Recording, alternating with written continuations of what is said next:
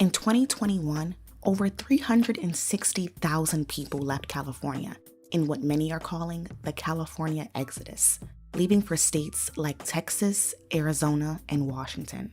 But a rising number of them are migrating out of the country altogether and instead heading south of the border. Today, more and more Americans are leaving the hustle and bustle of California for a relaxed, more affordable lifestyle in Mexico. We were able to cut our budget in half, which allowed us to really focus on our careers and the things we wanted to do artistically without having to just like hustle and hustle and hustle every day, every week, every month to just meet the bare minimum. California's population growth has been declining for over 30 years now. But thanks to the rise in remote work due to the COVID-19 pandemic, those trends have accelerated. The ability to work anywhere has 62% of Americans considering moving to a new country. What's the options, right? What, Kansas, Utah, whatever. I mean, really, it's the options aren't that great. I mean, especially if you're from California. And while some Californians are able to make the move by working remotely, others are living in Mexico, but still commuting to work daily in California. It's a lot of people commuting who actually live in Mexico, who actually work in the States. So it's thousands and thousands of people just crossing daily. It's a lot of people. However, many critics argue that Americans are driving up the cost of housing for locals and pricing them out of the market. So just how long will this migration trend last? And what are the consequences?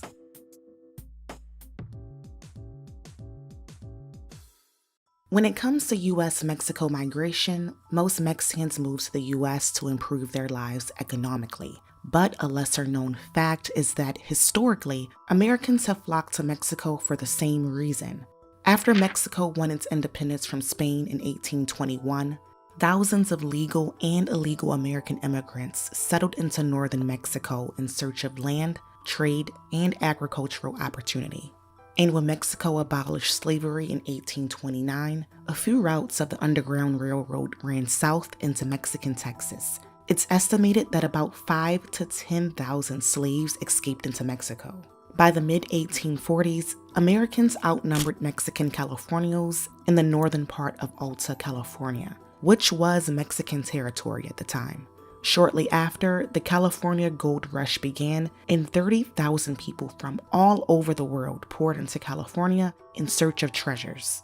Just days after the California Gold Rush began, the Mexican-American War ended, giving California, Arizona, New Mexico, Texas, Colorado, Nevada, and Utah to the U.S. It wasn't until 1924 that the U.S. Border Patrol was created, and since then, millions of Americans have visited, vacationed, and relocated to Mexico. As of 2020, 800,000 Americans are living in Mexico. These migrants can be divided into three categories: retirees, working professionals, and the biggest share of the population, the Mexican Americans returning to their roots. There's also a parallel migration, of course, from U.S. citizen children that are being returned or that are returning to Mexico with their parents, who many of them are Mexican citizens and are being either repatriated or deported to Mexico as well. These U.S. citizens make up about 2/3 of the U.S. immigrant population in Mexico, and so therefore their futures and the children growing up and integrating into Mexican society is an important factor. The rising migration of U.S. citizens is giving way to increasing investments and development, which in turn creates opportunity for more Americans to make the move. The rising cost of living is perhaps one of the biggest drivers behind this phenomenon. California ranks number 2 in the country's most expensive states to live in, according to a study by Credit Karma. For our one-bedroom apartment in North Hollywood, we were paying $1,600 a month. And that was just for the rent alone. And there we had a car, so that included car insurance and car payment and all of those kinds of things that you have to pay for. And so just the rent alone, we're paying half of that. We moved in November of 2020, so it was still kind of like in the thick of COVID-19 and the pandemic before the vaccines. So our rent is about $850 US a month. which includes 2 bedrooms, 3 bathrooms, a music studio for David. We have a pool and a clubhouse area, 24-hour security with a guard at a gate. Going from a 1-bedroom where we were like on top of each other to having different spaces to work has been like life-changing. And to do that half of the price Right. was mind-blowing. Real estate in California is getting more expensive and more competitive. The median price for a home in California is about $800,000. Only 25% of California households could afford that in the fourth quarter of 2021. Here in Baja, we offer a more affordable alternative, bigger prices, and what a lot of people tend to say is that we have a better quality of life. You know, there's no traffic, there's sunny days, there's beautiful beaches. Unlike the jobs in California, Mexico's wages are low and labor is cheap. The minimum wage in California is $15 per hour, while the minimum wage in the majority of Mexico is 172 pesos per day, which is equivalent to about $8. For comparison, 1 hour of working in California is equivalent to almost 2 whole work days in Mexico.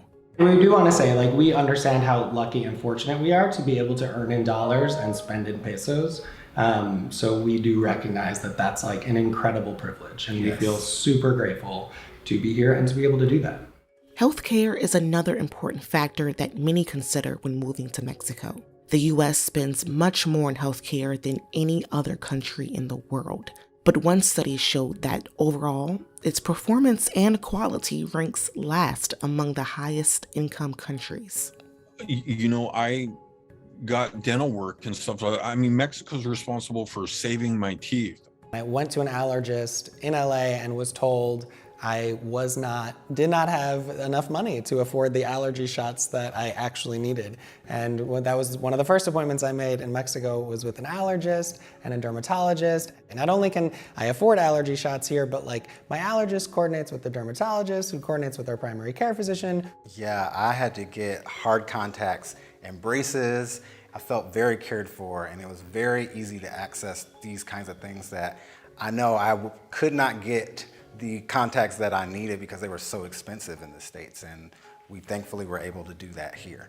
Since the pandemic, migration trends to Mexico have accelerated. COVID-19 has made remote work the new normal, prompting many to move out of big cities and into more affordable ones. The pandemic really changed the dynamic, but because folks suddenly, you know, the cost of taxes in the U.S., the crime rates, the politics, all the things that people are unhappy with in California are wanting to come down to Mexico and suddenly realizing, gee, I can, you know, with as long as I got good internet, I can come to Mexico and live in a condo and stare at the ocean and take care of my work and enjoy a different lifestyle. This is the U.S.-Mexico border in Tijuana. Every day, about 200,000 people commute between the two countries. Many of them work in California and live just below the border in Baja, California, due to its proximity. Take Tony Smith, for example. She works in San Diego, but lives 9 miles away in Tijuana. I still work in the States. I'm a coach over at a community college, and all of my business is in the States. So I commute daily, back and forth. The wait to get through the border ranges from a few minutes to a few hours. To avoid the longer wait times during rush hour, Tony drops her car off in a parking structure by the border and walks the rest of the way. On days that are not heavy traffic, I'll drive. And then days where it's really like hectic, like the average, like Mondays, Wednesdays, Fridays, those are the busy days. I will leave my car and I'll just walk. It's easy getting into Mexico. It's just the difficult part, getting out of Mexico, which can take hours. But I learned if I could just commute by foot, it drops my commute time at least by 2 hours. Real estate agents in Baja California are also seeing an increase in people looking to buy property who don't necessarily want permanent residency in Mexico. I would say at least half are probably coming down from California. There's a lot of folks that have second homes down here, vacation homes and or rental properties down here that come from Southern California. Critics of this migration trend say that Americans are buying or renting property in Mexico at a premium and pricing locals out of the market. Certain neighborhoods are now becoming too expensive for Mexican citizens to live in because most of the times people that are actually buying these property developments or buying even, say, an apartment are being able to do so because they either make money in US dollars or because they're working remotely. For those on temporary visas, working remotely allows them to continue paying their taxes to the US without paying any to Mexico. And there are some parts of Mexico known as the Tourist Libre Zone, where visas go unchecked under the radar. The idea is that Americans who spend their money in Mexico are still contributing to the country's economic growth. It's just a dog-eat-dog world. And I get why a lot of Mexicans, they want better for their families. So they're trying to get across the border to America while the Americans are doing the total opposite. I feel as though like the money that we're bringing in can definitely help build better roads. We're just definitely helping the economy by just bringing in the dollars so that they can put it into, whatever it is that they want to put it into. It's super important to us to mitigate our economic impact wherever we go, and we try to do that by highlighting local groups and services, small businesses, and we're super conscious of where we spend our money. Some argue the communities where Americans are moving to are not the same as the ones where locals reside. Those areas have less crime, are more expensive, and tend to be closer to beaches and other tourist attractions. The foreigners or the Americans are only going to live in certain places. And these places are primarily targeted towards Americans. The local Tijuana people are not going to live in these places. Like there's high-rise buildings and stuff like that. The apartment I had last time that had a full desk set up for remote working, office chair, everything. This was not something set up for a Mexican family. This was something set up to target foreigners to come over and work remotely.